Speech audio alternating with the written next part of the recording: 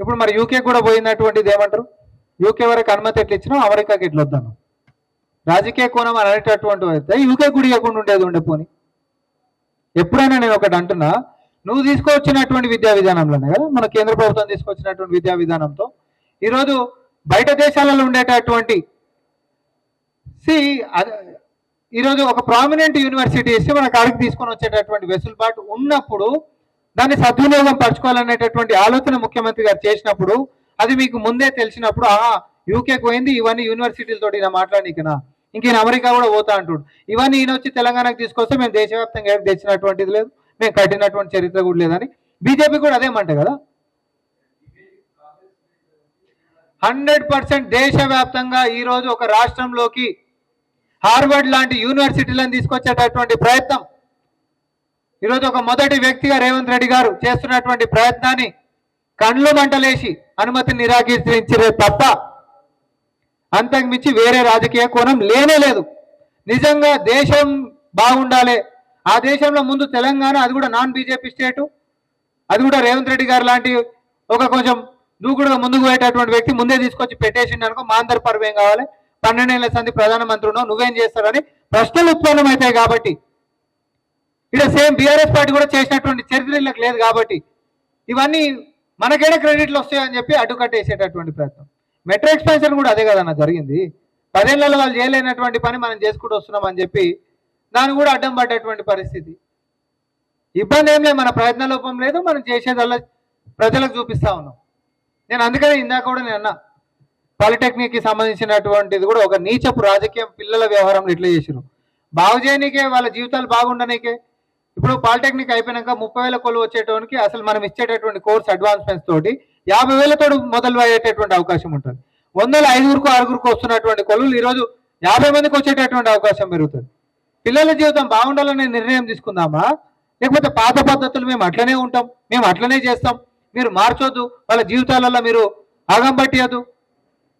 విద్యా వ్యవస్థను తీసేస్తేనే మా మాట అనాలి. మీ లెక్క స్కూల్స్ తీసేస్తే, మీ లెక్క స్కూల్స్ కట్టకపోతే, మీ లెక్క కొలువులు ఇవ్వకపోతే, అరే ఈరోజు ప్రభుత్వానికి సంబంధించినటువంటి కొలువులే కాదు, ప్రైవేట్కి సంబంధించిన కొలువులు కూడా ఉండాలనే ఉద్దేశంతో ఆ కొలువులు కూడా చేయాలనేటటువంటి ఒక నైపుణ్యం మన యొక్క పిల్లలలో ఏదైతే ఇన్ని రోజులు లాగానేమో ఆ నైపుణ్యాన్ని మనం బోధనలే అనుసంధానం చేసి ఎవరు పరిశ్రమలతోటి మనం ఈరోజు ముడిపెట్టుకొని ఉంటే వాళ్ళే వచ్చి బోధనలలో కూడా విజిటింగ్ లెక్క వచ్చేసి వాళ్ళు ఇచ్చేటటువంటి దాంట్లో మనం బడ్జెట్ ఇస్తున్నాం ప్రభుత్వంకి ఇచ్చి మన స్కూళ్ళకి. ఇక్కడ మన స్కూళ్ళని లేకపోతే మన యొక్క కాలేజీలను ప్రైవేట్ చేతిలో పెడుతున్నామా? మన కాలేజీలకు వచ్చి వాళ్ళు వచ్చి మా యొక్క మంచి చెట్లు చూడండి అంటున్నాం. వాళ్ళకి లాభదాయకం చేసే పని ఏం లేదు దీంట్లో, మన పిల్లలకు చేసే మంచి ఉంది. నేను దీని మీద దేనికైనా చర్చకు సిద్ధమని చెప్పన్నా. ఇప్పుడు కూడా అంటున్నా, దయచేసి పిల్లల జీవితాలతో ఆడుకోవద్దని, ముఖ్యమంత్రి గారి యొక్క ప్రయత్నాలు ఈరోజు మన పిల్లల కోసమని, కేవలము కోట్ల రూపాయలు ఉంటున్నటువంటి వాళ్ళే వారి యొక్క పిల్లలని బయట దేశాలకు పంపించి చదివేటటువంటి వెసులుబాటు కాదు. అవే యూనివర్సిటీలు తెలంగాణకి తీసుకొని వచ్చి ప్రభుత్వం యొక్క అండదండలతోటి పేద విద్యార్థులకు కూడా అట్లాంటి యూనివర్సిటీలలో చదువులు కల్పించాలనేటటువంటి ఒక సంకల్పం, ఉద్దేశం మాది చాలా స్పష్టం.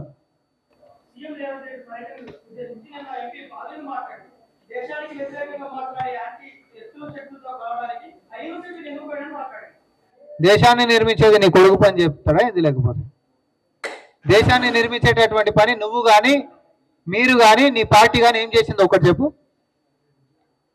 నేషన్ పబ్లిక్ సెక్టార్ యూటిలిటీస్ కాడికి మొదలు పెట్టుకుంటే రామ మందిర్ డొనేషన్ల దాకా, నేషన్ నుంచి డొనేషన్ల దాకా వదిలిపెట్టినటువంటి కీచకులు, దొంగలు, దోపిడీదారులు, అక్రమార్కులు, అవినీతి పరులు మీరా మా గురించి మాట్లాడేది? మీ ముఖానికి ఏ రోజైనా ఒక స్కూల్ కట్టినటువంటి చరిత్ర ఉందా నీకు? 1,00,000 స్కూళ్ళని తీసేసినావు. ఇక్కడ ఆయన 5,000 స్కూళ్ళు తీసేస్తే నువ్వు దేశవ్యాప్తంగా 1,00,000 స్కూళ్ళని తీసేసినావు. పిల్లలకి అక్షరం మొక్క నేర్పించినటువంటి మొక్కలేనా మేము ఎప్పుడన్నా? ఎంతసేపు దేవుడి పేరు మీద రాజకీయం చేయాలి, ఆ దేవుడికి కూడా గౌరవం ఇవ్వకుండా ఉండిలకి కూడా పైసలు లోపాలి, పే మీద సొమ్ముల కాడికించి. ఆ దేవుడి పేరు మీద జరిగేటటువంటి ర్యాలీలలో వీళ్ళు చేసేటటువంటి నికృష్టపు చేష్టలు చూస్తే సిగ్గుతోడు తలదించుకుంటాం. వీళ్ళు చేసేటటువంటి పాపాత్మ పనులకి కొంచెమైనా బుద్ధి ఉండాలి మాట మాట్లాడడానికి. ఇంకా ముఖ్యమంత్రి రేవంత్ రెడ్డి గారి గోటికాడికి సరిపోతారా పాలసీ మేకింగ్ లా? పర్యావరణ పరిరక్షణ దగ్గర నుంచి మాదక ద్రవ్యాల నివారణ అయినా నువ్వు నేను అందరం కలిసి రెస్టారెంట్లో తినేటటువంటి తిండి కలుషితారం కలగనీయకుండా హెచ్ ఫాస్ట్ విధానాల దాకా, ఈరోజు ఐటీఐలను ఐటీసీని అడ్వాన్స్ టెక్నాలజీ చేసిన దాకా, లేకపోతే తెలంగాణ పబ్లిక్ స్కూల్ మోడల్ దాకా, ఒక మూసి ప్రక్షాళన దాకా ఏ నిర్ణయం తీసుకున్నా భవిష్యత్తు తరాలని, రాష్ట్రం యొక్క భవిష్యత్తుని ఉద్దేశంగా చేసుకొని తీసుకుంటున్న నిర్ణయాలు. మీ ముఖానికి ఏముంది? 8 మంది ఎంపీలు మీరు, మీ పీకింది ఎంత పరిచిందో చెప్పండి. మీరు చెప్పండి, ఏం చేసి 8 మంది ఉన్నారు కదా, ఈ రాష్ట్రానికి ఏం తెచ్చారో చెప్పండి. ఒక్కనికొక మెట్రో ఎక్స్టెన్షన్ తెచ్చుడు శాత కాదు, తెచ్చుడు సంగతి దూరం వేయండి, నోరు తెరిచి మాట్లాడు శాత కాదు, చేస్తున్నటువంటి కాలాలకు కట్టెలు పెట్టాలి మళ్ళా.